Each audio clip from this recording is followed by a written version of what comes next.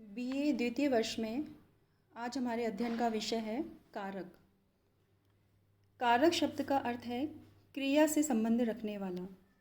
किसी वाक्य में जिस संज्ञा सर्वनाम आदि का क्रिया से संबंध होता है वही कारक कहलाता है। संस्कृत में कारक 6 स्वीकार किए गए हैं: कर्ता, कर्म, करण, संप्रदान, अपादान और अधिकरण। कर्ता किसे कहते हैं? क्रिया करने में जिसकी स्वतंत्रता विवक्षित हो उसे कर्ता कहते हैं। उदाहरणतया रामेण पठ्यते में रामेण कर्ता है।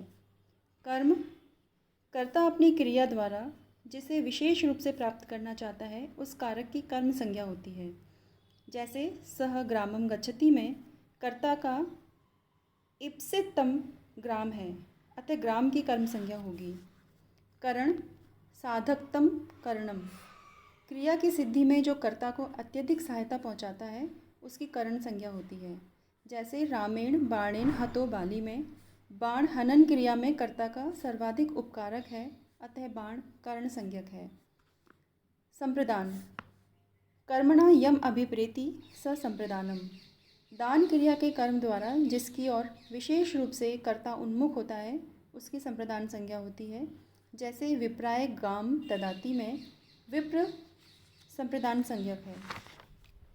अपादान, ध्रुवम अपाय अपादानम, जो उदासीन हो या अपाय अर्थात विश्लेष उत्पन्न करने वाली क्रिया का आश्रय ना हो वह ध्रुव कहलाता है।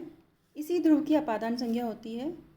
जैसे ग्रामाद आयाति में ग्राम से अपाय होना पाया जाता है, अतः ग्राम ध्रुव है और उसकी अपादान संज्ञा होगी। अधिकरण, आधारो अधिकरणम, कर्ता या कर्म द्वारा अपने विद्यमान क्रिया का जो आधार होता है उसकी अधिकरण संज्ञा होती है। अर्थात जिस स्थान पर कर्ता या कर्म द्वारा क्रिया संपादित हो उसे अधिकरण कहते हैं। जैसे स्थाल्याम पचती में पाक क्रिया स्थाली में हो रही है, अतः स्थाली अधिकरण संज्ञक है। ये 6 कारक हैं। प्रथमा विभक्ति कहाँ कहाँ उसका विधान होता है इसका अध्ययन हम करेंगे। प्रातिपदिकार्थ लिंग परिमाण वचन मात्रे प्रथमा, प्रातिपदिकार्थ मात्र में, लिंग मात्र में, परिमाण मात्र में तथा वचन मात्र में प्रथमा विभक्ति का प्रयोग होता है।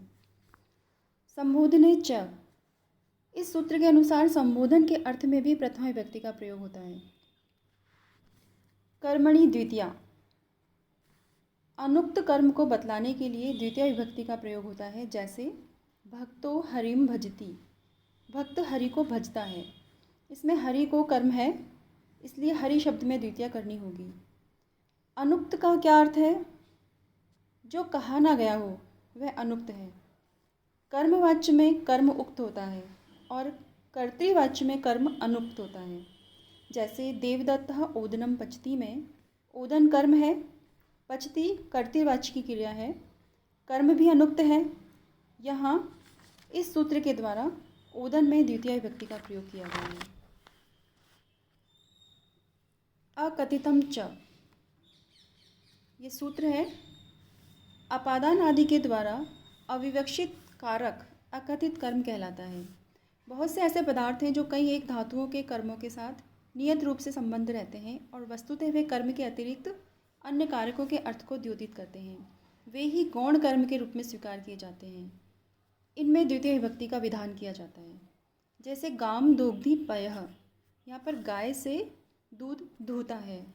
ऐसा अर्थ निकलने के कारण गाय सामान्यतः अपादान कारक है, इसमें पंचमी होनी चाहिए, लेकिन यहाँ गाय दूध के निमित्त मात्र के रूप में ग्रहित है, अतः उपयुक्त नियम के अनुसार गाय की कर्म संज्ञा हुई।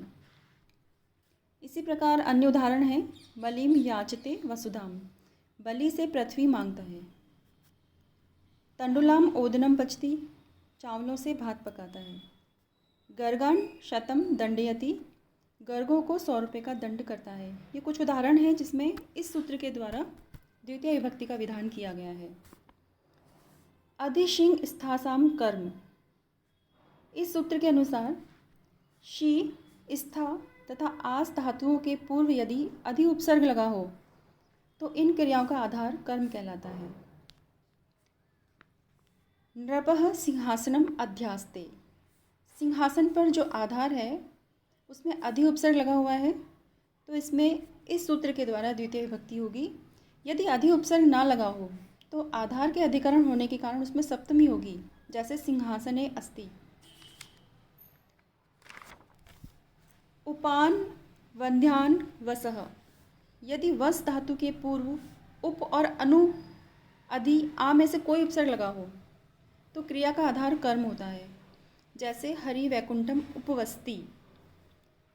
उपसर्ग वस धातु है तो यहाँ द्वितीय विभक्ति का विधान किया गया है। अभितः परितः समय निक्षा हा प्रति योगे अपि, इस सूत्र के अनुसार अभितः परितः समय निक्षा हा प्रति इन शब्दों के योग में द्वितीय विभक्ति होती है, जैसे ग्रामम समया निक्षा व लंकाम, यहाँ द्वितीय विभक्ति का प्रयोग हुआ है। इसी प्रकार कारकों का अध्ययन हम अनवरत आगे भी जारी रखेंगे।